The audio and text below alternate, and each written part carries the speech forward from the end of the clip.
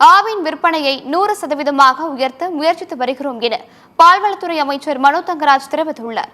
செங்கல்பட்டு மாவட்டம் மாமல்லபுரத்தில் பால்வளத்துறை சார்பில் தமிழகத்தின் அனைத்து மாவட்டங்களிலும் உள்ள ஆவின் விற்பனை மேலாளர்கள், தற்காலிக விற்பனை பிரதிநிதிகள் என 200 பேருக்கு 2 நாள் பயிற்சி முகாம் தொடங்கியது. இம்முகாமினை பால்வளத்துறை அமைச்சர் மனோ தங்கராஜ் தொடங்கி வைத்தார். இதனைத் தொடர்ந்து செய்தியாளர்களிடம் பேசிய அவர், ஆவின் கொள்முதல் சரியாக சென்று கொண்டிருக்கிறது.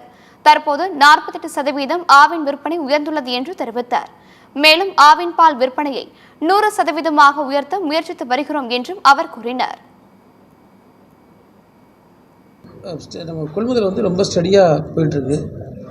இப்போ ஒரு 2-3 நாளாக கொஞ்சம் சீசன் மழை, கொஞ்சம் ஃப்ளக்சுவேஷன்ஸ் இருக்கும். பட்டு நல்லா போயிட்டுருக்கு. சேல்ஸை பொறுத்தவரை கூட பார்த்திங்கன்னா இப்போ ஒரு 4 மாதமாக நம்ம கொஞ்சம் ஃபோக்கஸ்டாக இதுக்கு பணியாற்றிட்டுருக்கோம்.